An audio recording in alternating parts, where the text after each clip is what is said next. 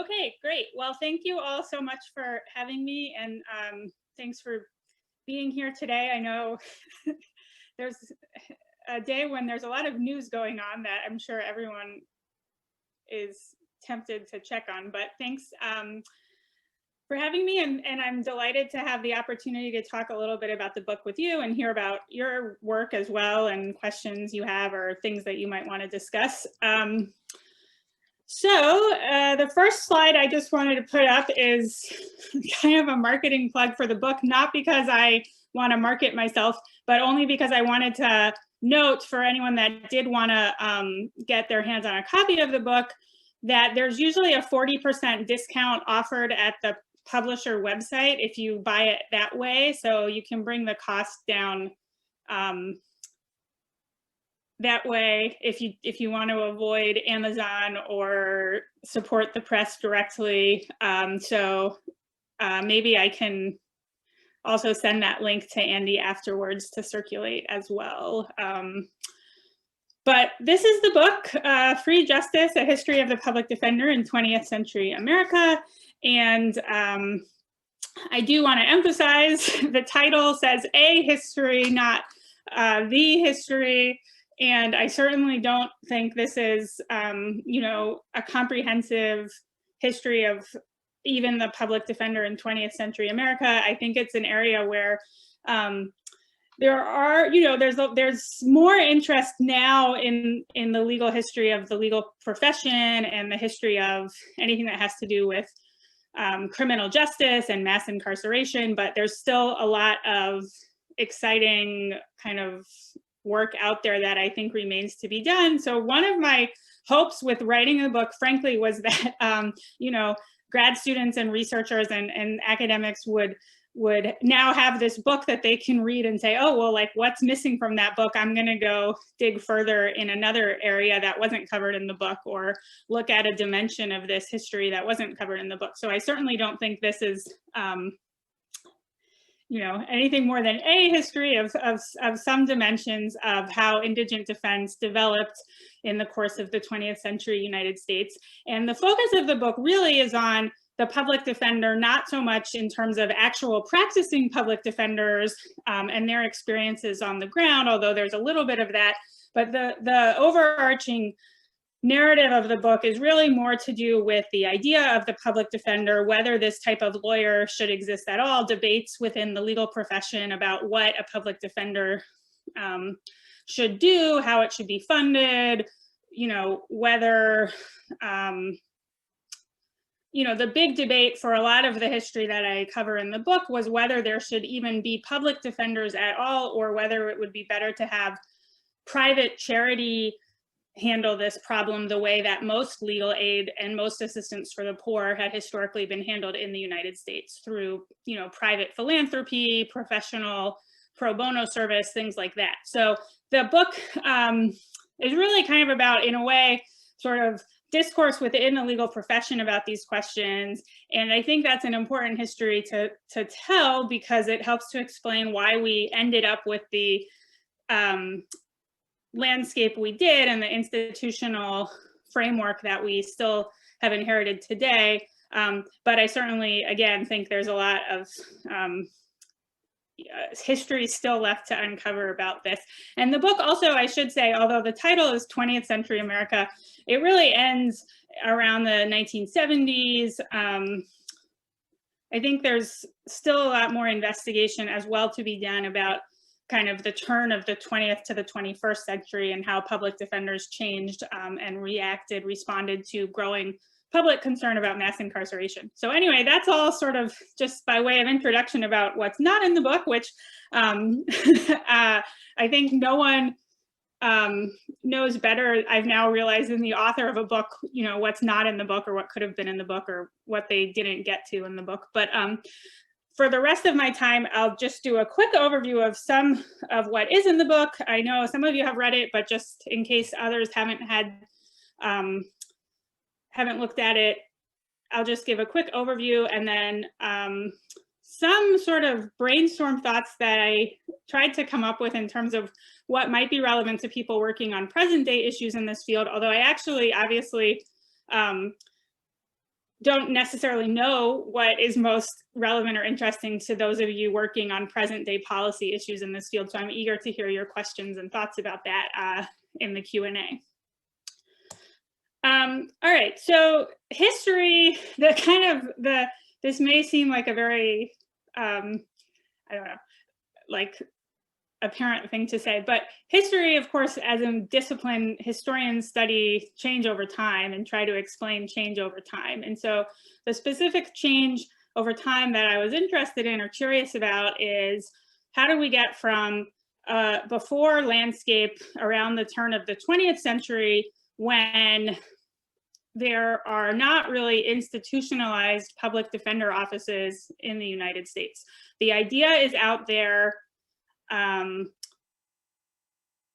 Los Angeles County starts a public defender office in 1913, and there are a few other jurisdictions that also start public defender offices in the 1910s and the 1920s. There's certainly quite a lot of discussion about the idea around that time among lawyers and reformers, but it takes a long time for the legal profession itself to endorse this idea as as something that they really think, every county ideally should have, or every city should think about institutionalizing a public defender office. Around 1913, 1914, it's kind of seen as this thing that they're trying out in California and maybe a few other places, but it's not necessarily seen as something that needs to happen everywhere. Whereas, of course, by the 1960s, that has changed quite dramatically, and groups like the American Bar Association and the Department of Justice, et cetera, are really encouraging cities and counties around the country. If you don't have a public defender yet, you should start one. If you have a private legal aid group, it needs public funding. If you have a public defender, it should be a lot bigger and better funded, et cetera. So the before picture, again, is this world where there's not a lot of public defenders around the country. And there are a lot of kind of long-term structural features of American political and legal culture that were, that might have led us to predict that you might never get a public defender as a widespread institution in the United States. Of course, we know that any effort to take something that is currently handled in the private sector and bring it under the auspices of the public sector of government is always controversial in the United States, generally, I think. It's fair to say.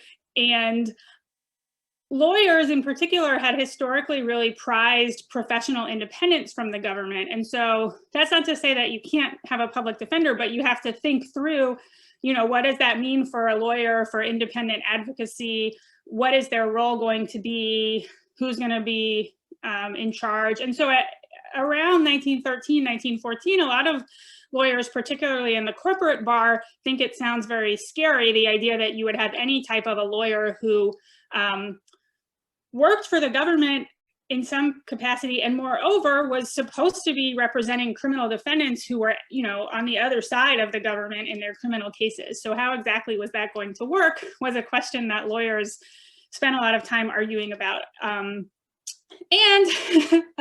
Of course, there's also, I kind of put this joking bullet point, socialism, exclamation point, but it's true that throughout 20th century United States history, this contrast model of socialism, and then, obviously 1913, this isn't yet a concern, but after the Russian Revolution, you have the Soviet Union as the literal contrast model of communism, which lawyers see themselves as kind of at the heart of American liberal democracy. And so that again creates this set of this type of rhetoric that equates the public defender sounds kind of like a little too close to socialism for lawyers' comfort.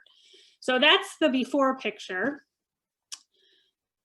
And the after picture, by 1963, of course, the Supreme Court decides Gideon versus Wainwright, which I don't have to obviously explain to anyone on this call, but the interesting thing about Gideon is it doesn't actually say anything about public defenders per se. It provides a right to counsel in every case. And so the state has to find some way to satisfy that right to counsel, whether appointing a lawyer case by case, as had historically been done, or arranging with a legal aid private organization in the area.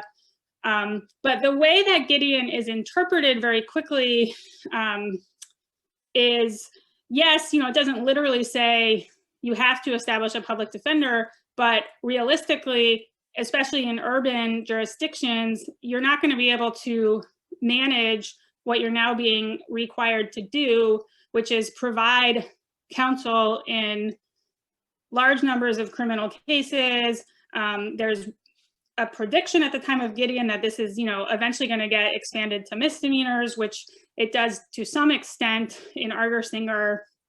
And so there's this real push in the 1960s and early 1970s by groups like the Ford Foundation, the American Bar Association, et cetera, to kind of establish public defenders in places where they don't yet exist, to expand public defenders in those places where they do exist, to convert a lot of private defender organizations into what are effectively now public contractors, in the sense that they get a lot of public funding, which they had previously shied away from, et cetera. And so as a result of this, the institutional change already by 1973 is that, particularly in urban areas,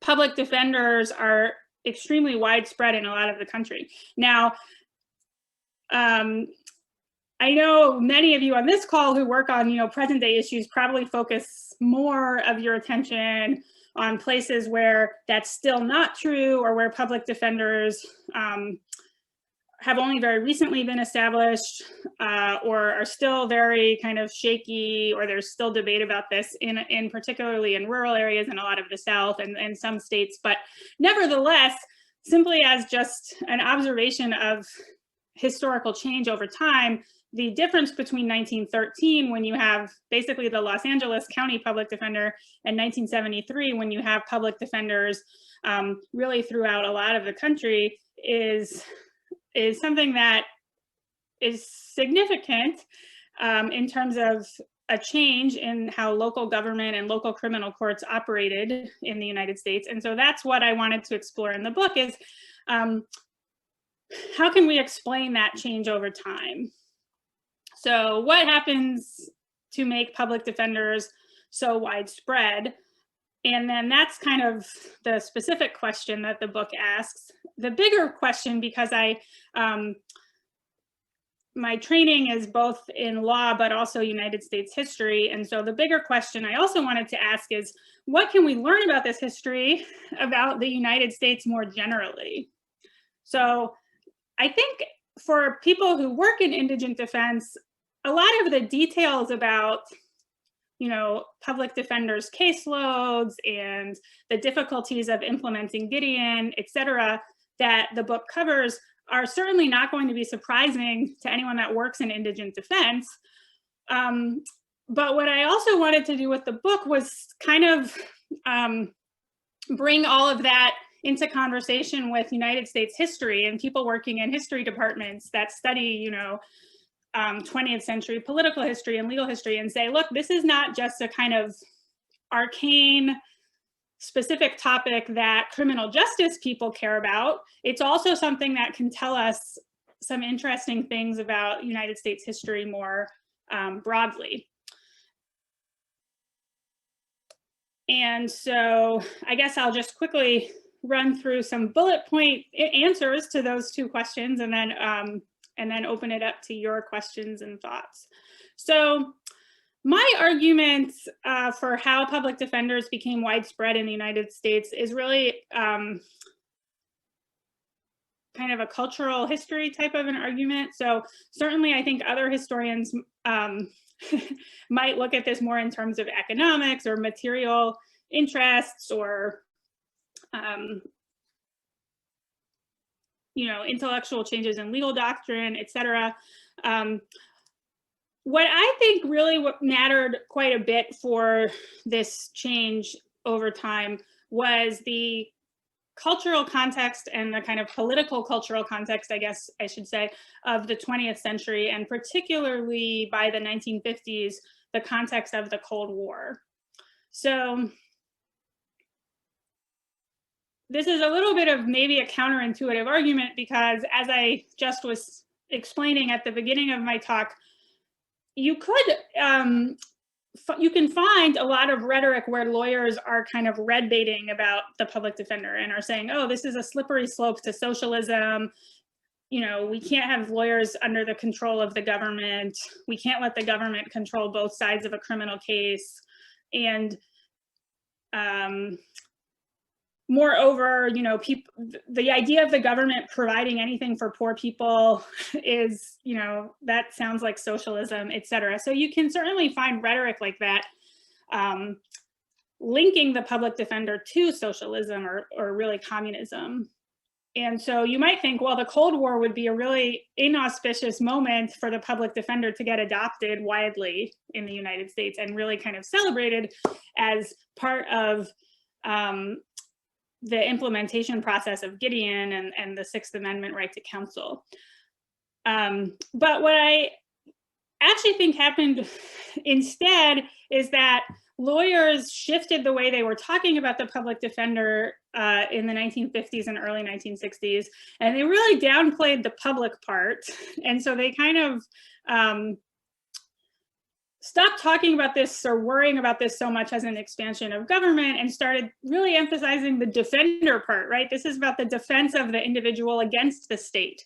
And more generally, criminal defense attorneys generally are really celebrated, at least rhetorically and culturally in this moment, as, you know, American heroes, like the Atticus Finch ideal, right? They stand up for the individual against the mob or the state or the community. And that idea of the individual standing apart from everyone else is really central to the cultural imagery that is thought to distinguish totalitarian regimes, where everyone is blended into the masses and the individual doesn't really have any rights against the state, and criminal trials are these, you know, described as these pre-scripted sham proceedings where the outcome is totally predetermined, and so there's not really any actual meaningful due process. And that all gets contrasted with the United States, where the kind of ideal anyway, and of course, again, all of you on the call will know that this is really in the realm of the ideal, not so much necessarily in the realm of what's actually going on in criminal courts around the country. But the ideal is the American criminal trial is this hallmark of democracy, where the individual gets to stand up and tell his side of the story, and a jury of his peers has to you know, be persuaded by the state of the evidence, and the state doesn't just get to dictate the outcome. So against that background, which is a broader kind of cultural moment, lawyers can describe the public defender as kind of an all-American exemplar of the American way of life. And that really is how they describe it in, for example, when the National Legal Aid and Defender Association and the Ford Foundation come together in the early 1960s, and then they really come together after Gideon is decided to launch this nationwide effort called the National Defender Project to implement Gideon and expand public defender offices around the country. And all of the, you know, grant applications and marketing materials for that effort that I found in the archives were very explicit that this was about winning the Cold War. This was about American democracy in contrast to totalitarian justice, and that, you know, there's a quote I have in the book that literally, you know, the Cold War might be won because our system of justice is superior. So if that's the kind of rhetorical background, it then became, at least within the legal profession, much more of, I don't know, much more, they reached this real consensus that we're not worried about public defenders anymore as a slippery slope to socialism. To the contrary, we want to now invest in expanding the public defender to cities and counties around the country.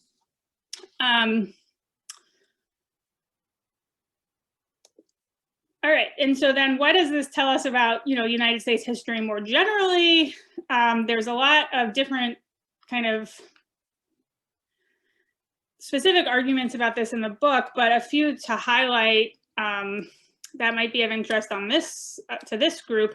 I think there was much more consensus at the level of these ideals I was talking about than there ever was about institutional specifics. And so, as I don't need to tell all of you, you end up with a lot of high-level agreement and rhetoric about the importance of the right to counsel, the importance of due process, the value of public defenders, et cetera. There's much less consensus about, okay, who's actually going to pay for this?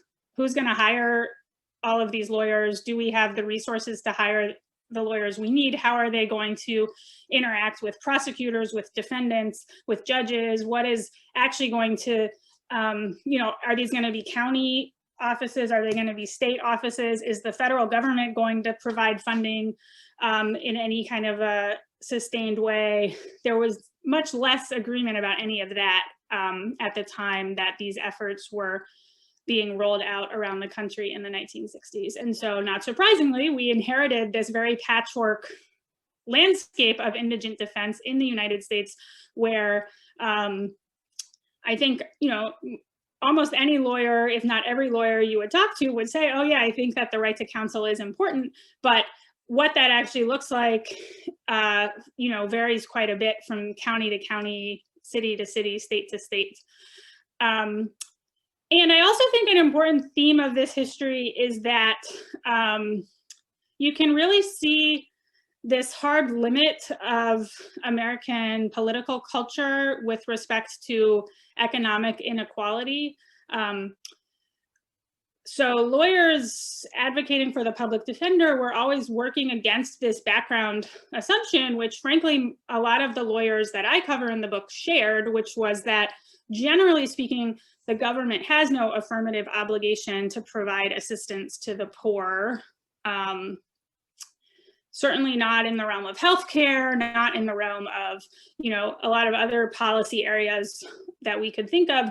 And so they develop arguments for the public defender that really are specific to the criminal courts. And they say, well, criminal courts are different because the state initiates a criminal case. So then they take on this obligation to also provide for the rights of the defendant. Or, criminal courts are different because they're at the center of this cultural ideal of American democracy. So it just looks bad if you have indigent defendants being tried without any sort of advocate on their side, et cetera. But they certainly are very careful always to kind of agree with whoever they're arguing with.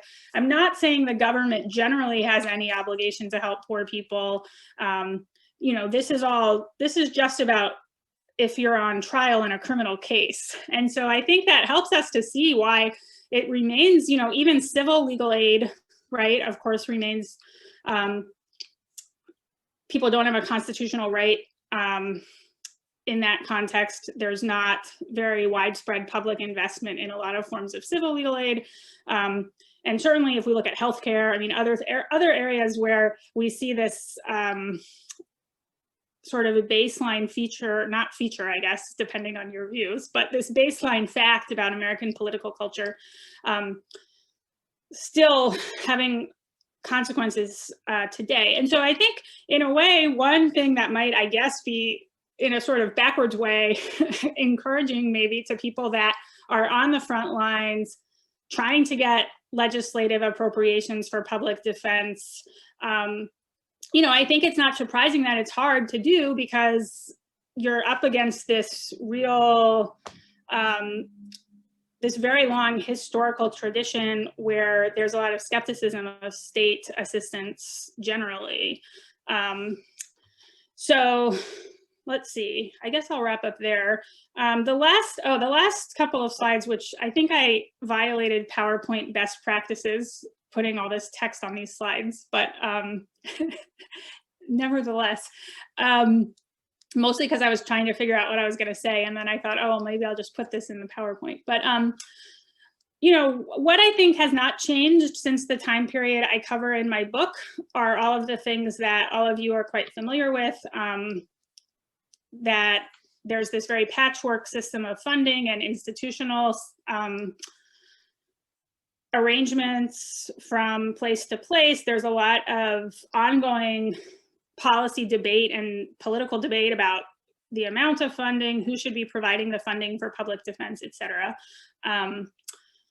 And so, you know, I found people in 1964, right after Gideon, saying, oh, this is a big crisis. And of course, today we can still read articles where people describe indigent defense in a lot of parts of the United States as existing in this kind of permanent state of crisis. So I don't think any of that has changed, unfortunately, since the time period covered in my book. I do think, though, that a lot of things have changed and are not really, things that were not true at the time period in my book, but seem to be true today. One thing I noticed, because I teach in the law school and I teach law students, and I'm sure perhaps some of you have this experience too, I think it's a lot more common today for law students to kind of come to law school with an interest in becoming a public defender. They really see it as, students that I have worked with who see this as an exciting way to get involved in the fight for racial justice, the effort to kind of dismantle mass incarceration. And so there's this new conception of the public defender as kind of a way of getting involved in these social movement efforts, which was certainly not true for especially the very early period that I cover in the book. And so that's kind of an opportunity, although on the other hand, of course, the challenges in some ways have only grown larger since that time, since the 1970s. So I think we might have more sources of public support or public interest in what public defenders do today. But on the other hand, all of the challenges that were present in 1973 are also still present, if not larger. So anyway, that's kind of walking off the ledge of my expertise, which is really as a legal historian. And so I certainly don't have, frankly, when I was writing the book, I actually, I started this project because I was very interested in what public defenders do today and the issues of indigent defense today. But when writing the book, I had to kind of put myself in a box where I didn't want what is going on today to influence how I was reading the historical sources. So I kind of had to go into my historian mode. So I'm eager to now kind of jump back in on this Zoom, I guess, and hear from some of you your thoughts about how any of this relates to what's going on today. So I guess with that, I'll turn it over to your questions. Thanks so much, Professor Mayeux. This is, I am just bursting with questions. I see there are several in the chat already. I'm going to start there, and I do urge anybody else who has a question to put them in the chat. If you don't, I shall just hijack this entire thing and ask all the things I'm curious about, which I'm sure would be less enriching. But this is just extremely stimulating and very, very interesting stuff. I want to, I'm not going to take the questions quite in order, because I think that I'd like to start with James Anderson's question, because he starts from the earlier part of the history that you were referring to. He says that he would love to hear a bit more about compulsory public defense. Who was advocating that, and did it have significant political support? Yeah, so great question. And the first chapter of the book, which is about the progressive era, provides, just really discusses that question, speaks to that question. So in that chapter, I focus on a person named Mayeux Goldman, who was a lawyer in New York City, who I think kind of like arrogated to himself a lot of credit for being the leading advocate of the public defender at the time in the United States. And he wrote a ton of books and articles about this. I mean, he wasn't actually the inventor of the idea. And I don't even know if it was, you know, I think he was very good at promoting himself. But so as a result, he wrote tons of articles and gave a lot of speeches and was was very prolific publisher of this idea. And so as a result, you know, historians often, the people that write a lot are the people that historians can benefit from the fact that they wrote a lot and use their writings as primary sources. So just taking him as an example, he was someone who argued for what was called compulsory public defense, which was basically public defenders would not only be for the indigent or even, you know, for people who requested a public defender, but would actually be imposed on anyone who was a criminal defendant, rich or poor. And the idea partly was, you know, we have public prosecutors by this time. The government has taken over one side of the criminal process. And so the government should take over the other side of the criminal process. And so, you know, why are we letting people hire their own lawyer, or even why are we making people come up with their own funds to hire a lawyer when we provide the prosecutors, so we should also provide the defender. So that was one version of this idea, which was a very progressive era type of, you know, during the progressive era, there's all kinds of reform movements that are basically decide, well, it's more efficient if the government does a lot of this stuff than if the private sector does it. And so we start to see, you know, public streetcars and public utilities and public water in a lot of cities and counties. And so some people say, well, like, let's also have public defenders. So that's one context for that idea. Mayeux Goldman, by the end of his life in the 1930s, also really thought this would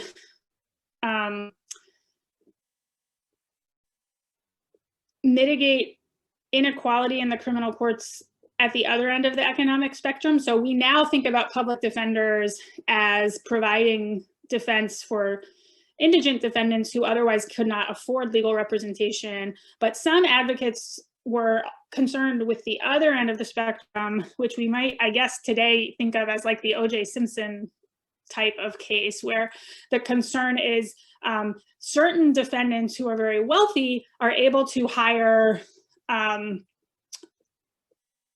defense counsel that can outmatch the prosecution, and we want to stop that too. So we just want to tell everyone,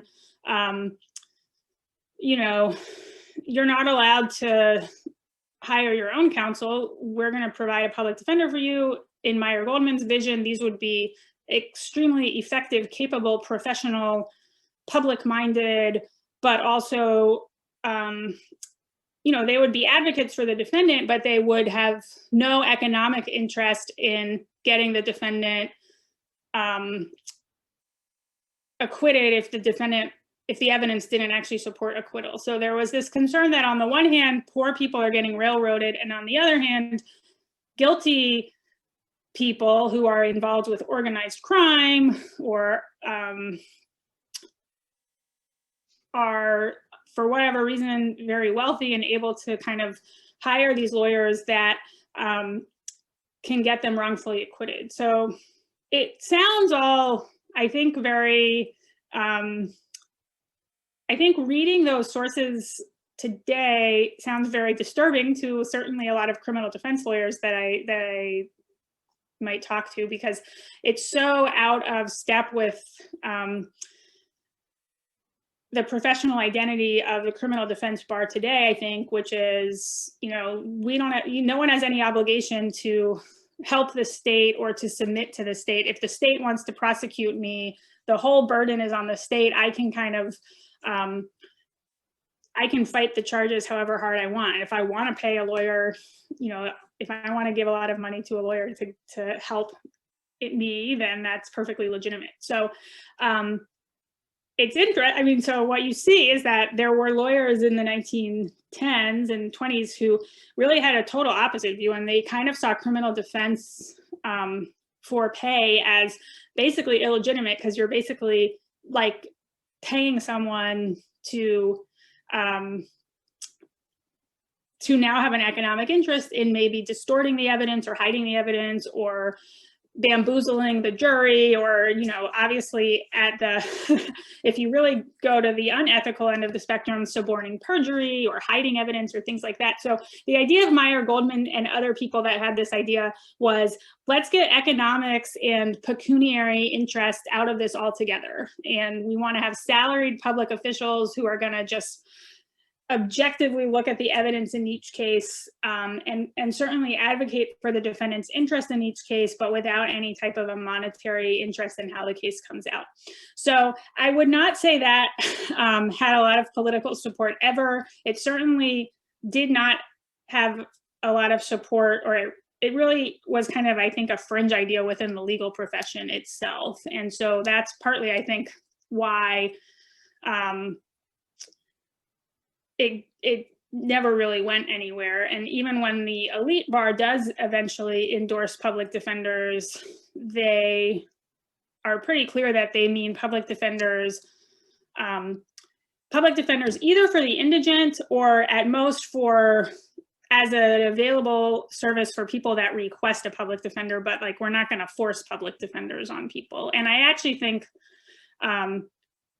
today, Sixth Amendment doctrine would preclude, you know, serious consideration of compulsory public defense today. Although that's another interesting part of the story, because a lot of these people advocating compulsory public defense in the early 20th century didn't really care that much about the Sixth Amendment per se. And they said, you know, if the Constitution doesn't allow us to impose compulsory public defense, like, so much the worse for the Constitution, let's get rid of the, you know, let's get rid of that. So they were thinking about all of these questions, I think, in very different ways than we would today. Thank you very much. We've got plenty more questions coming in.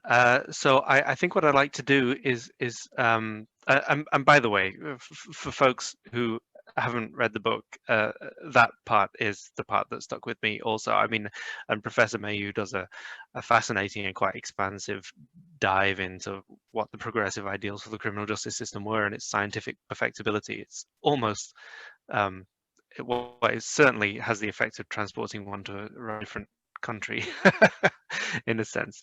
I'd like, I think, to try and combine questions from Scott Ehlers and also James Anderson's second question in order then to get onto a question from Vivek Kambarian and one from and a number of others have come in since then.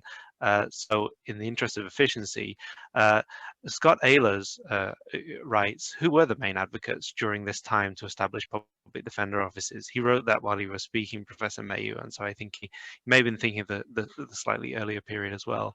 But then James Anderson follows up with, he'd be interested in hearing about the evolution of non-profits that provided legal services to indigents into de facto public defender organizations, obviously thinking about places like Philadelphia and New York City. How did the missions of those organizations evolve is what James asks. I wonder, would you be able to respond to those questions together? Who was advocating for public defender offices, and also how did the not-for-profits evolve?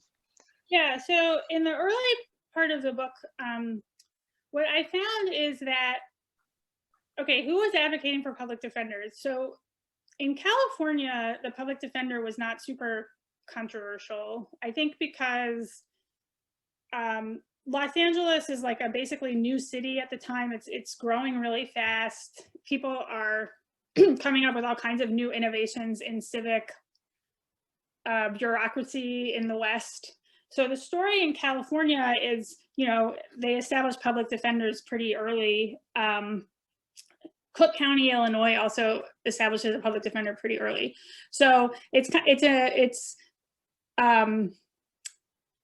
in places where you know, I don't know, there's less of like an entrenched corporate bar, the public defender is seen as a kind of good government reform fairly early, and your sort of standard, circa 1912 progressive era civic reformer types are on board with the public defender. On the East Coast, which I spent a lot of time on in the book precisely because there was more of a debate within the legal profession, what you basically see, for instance, in New York is basically Meyer Goldman, who's kind of like seen as this sort of oddball figure, is advocating for the public defender. A few other lawyers are advocating for it, but the real sort of,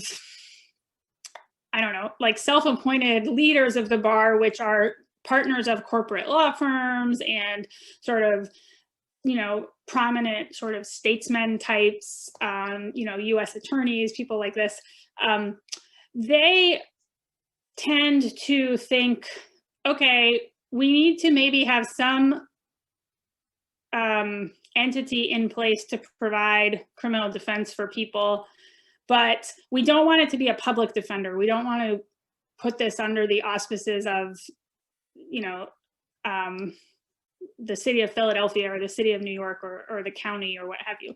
So instead, what you see in Boston, Philadelphia, and New York right around the same time in the sort of 1920s, early 1930s, is the establishment of groups, some of which still exist today, like what becomes the Defender Association of Philadelphia, the Legal Aid Society of New York, which was already in existence, but now establishes a criminal courts branch to provide criminal defense.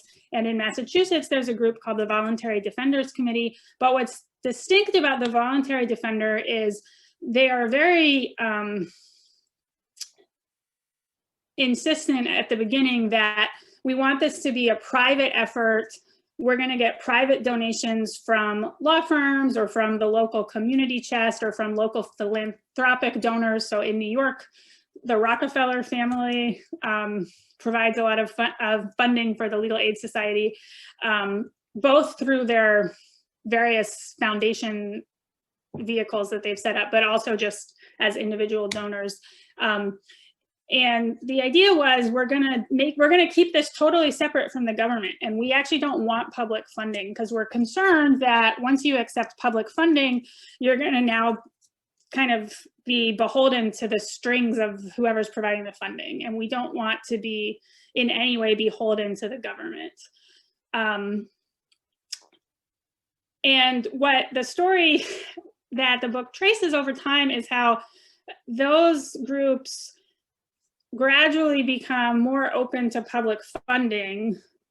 And in some cases, those groups actually become public agencies. So the Voluntary Defenders Committee in Boston in 1960 gets turned into the Massachusetts Defenders Committee, which is now a state agency and which is the predecessor to what now exists in Massachusetts, which is actually which has now gone through many different institutional iterations, but they now have a state agency that coordinates indigent defense, the Committee for Public Counsel Services. But that is the sort of descendant of what had started out in the 1930s as the Voluntary Defenders Committee in Boston, which was this very small operation with basically one lawyer and doing the criminal casework, and then a board of directors of corporate law firm partners who were kind of overseeing the effort and raising funds.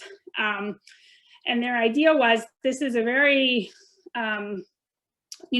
this is a small operation. We can't serve everyone. We're here to provide counsel for what they call deserving men and women, usually people, or ideally people with very strong innocence claims. So they would take cases to trial if people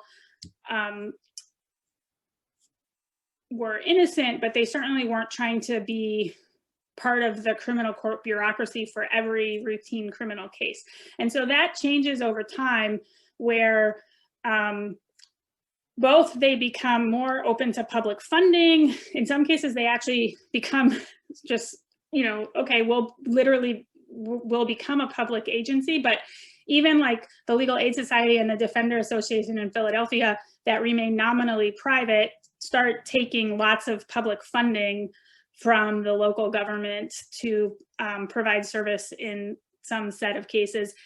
And they also, in the course of that, their missions change, and it's no longer about, okay, we're selecting some deserving recipients of charity, but now everyone has a right to counsel, and we're going to help provide that to everyone. And so there might still be, you know, administrative requirements about who's eligible for service that tend to be more about, you know, jurisdiction or some sort of indigency determination, but it's no longer framed as a kind of private charity that's trying to select particularly deserving recipients of private help. So, so yeah, I think both the mission and the conception of what they're doing, as well as the sources of funding, change in tandem over time. Thank you very much. Now I want to hand over the mic to Vivek Kembayan. Vivek, are you able to unmute and ask your question? Yes, can you hear me? Yes, great. Okay, great. Professor Mayeux, I'm really curious about what you said of the movement for public defense kind of narrowing its argument and limiting it to legal criminal defense, as opposed to the idea that the government does have an obligation to take care of the poor more broadly. I was wondering if you'd talk a little bit more about the decision to do that, if there was a broader movement at the time that this was taking place to have the government have an obligation to the poor more generally, and what may have been lost by narrowing that argument. I'm just thinking of, I guess, near the later term of what you cover in the 60s and 70s, things like the National Welfare Rights Organization, or even later with like the Supreme Court decision of Harris versus McRae, which says that there's no obligation to provide funding for abortion and contraception. And I'm just kind of thinking of how a lot of those things may have been different if the fight had been more broadly for the government having an obligation to the poor, rather than being narrowed to public defense, or whether you think that that just, you know, we would have also lost the fight for public defense earlier. Oh, yeah, interesting hypothetical or counterfactual to think about. So there are groups that I don't really talk about in the book,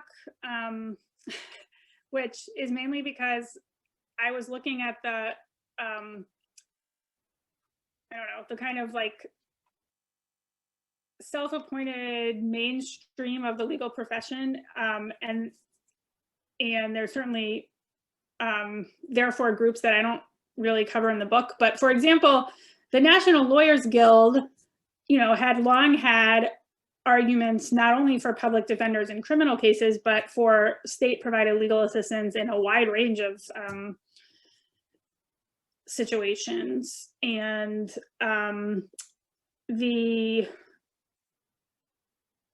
you know, around the turn of the 20th century, the Socialist Party in the United States had public defenders in their party platform, but only as part of free justice in their party platform, which again would mean, you know, basically a conception of, this is one subset of a broader socialist conception that we want the government to have an obligation to provide all kinds of goods and services to everyone. So there certainly were groups and individuals for whom the public defender was not exceptional, but was one example of, among many, of their view that all kinds of things should be provided by the government as a matter of right to the poor, but also, you know, also actually to everyone. Now, I don't think that view, there was ever any chance that that was going to convince, you know, the types of lawyers that are partners of corporate law firms and become president of the American Bar Association at the time period I'm studying, et cetera. And also, you know, members of the United States Supreme Court at the time period I'm studying. So I don't think there was ever like I don't think there was ever like a, as far, you know, I don't think there was like a concerted decision where people said, okay, we have to narrow the argument to convince the Supreme Court, or, you know, I think it was more that this cultural, the sort of parameters of American political and legal culture were so clear that if you were someone who wanted to make an argument for the public defender in the 1950s or the early 1960s, and you wanted your argument to convince the American Bar Association or the United States Supreme Court or the New York, the bar, you know, the Bar Association of the City of New York, or et cetera, you would almost kind of have to frame it in much narrower terms. And you, you know, you will know that there's this long history of associating this kind of thing with socialism. So you're gonna have to explain why it's not socialism. So, so in the book, I talk a lot about Harrison Tweed, who I just kind of found an interesting historical character for a variety of reasons. But Harrison Tweed was the name partner in the law firm Milbank Tweed, which still exists. But that law firm at the time basically existed to be the Rockefellers' kind of family law firm, essentially, and therefore also the law firm of the Chase Manhattan Bank. And so, and Harrison Tweed had been like college friends with the Rockefeller. I mean, so you're trying to convince like the people who are the lawyers to the Rockefeller family, or even how does a lawyer like that himself decide that he's in favor of the public defender?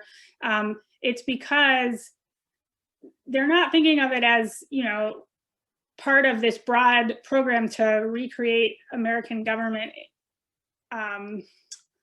to provide affirmative rights for the poor in a variety of contexts, but it's rather because they've decided that in the criminal courts, there's no way to really provide due process in every case without public investment. So they become convinced over time that these small scale private charitable efforts haven't proven sustainable enough. They haven't worked. They never are able to get enough funding, that you really need some kind of larger scale public investment. But it's always framed as this kind of, you know, as with arguments that are limited to the context of the criminal courts. And obviously it also helps that the Sixth Amendment to the Constitution exists and could be interpreted in this way, of course.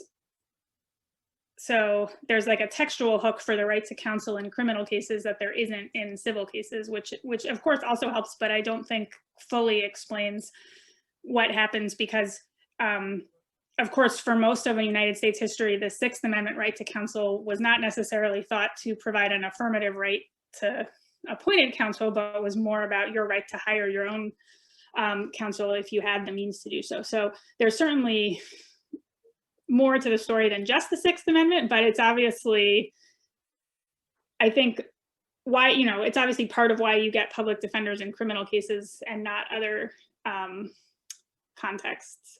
But I do think, but yeah, certainly by the 60s and 70s, there are people that are thinking now about the public defender in the context of poverty rights movement, welfare rights movement, and so I don't think that it's, you know, it's not that everyone agrees that this should be thought of so narrowly. I just think the fact that it could be narrowed in this way helps to explain why over time you see the, you know, really the very elite of the elite in the legal profession sign on to this idea that they previously had been skeptical of.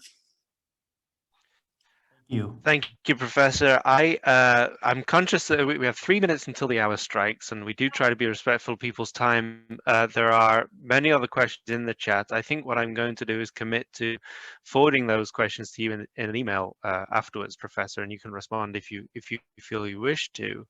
What I should do in the meantime is make sure that we use this time as productively as possible. And I'll simply, I'll say a couple of things. The first is that I failed to mention earlier that the session is being recorded, so it will be online if anybody wants to review it later, within a couple of days, I would think. other thing that I should have said, and I apologize, I'm doing this out of order as well, is that the session wouldn't have been possible without the support of the Deason Centre and staff at the Deason Centre, including Joelle and Chris, who's here helping. We're very grateful for their support in hosting this event. I think I'll continue to just go in order, and given that you were talking about, you were evoking the questions that you were evoking a moment ago, I think this will follow fairly logically. Stephen Goldmeyer, as you were talking, in response to Mr. Kembayan's question, said that it brought to mind the recent right to counsel changes for things like housing courts in New York City, relevant to what you were saying. And then actually, given that you were evoking socialism and its spectre, actually the next question that came in was, have unions played a role in the history of public defense? And so I wonder if you want to take the last minute to respond to that. And I apologize to everybody else. It's very good to leave the audience wanting more, of course. So I will forward the rest of the questions to you subsequently. Okay, great. And I also see a question too about cutting off around 1973. So yes, I thought a lot about that. Maybe that's a question I'm happy to talk about offline. You know, I don't see unions playing a role in the story that I tell, but I think that I don't exactly know. Okay, so there's two ways you could think about this. Like, are unions advocating for public defense or not advocating for it for their own, you know, working class defenders, members of the union?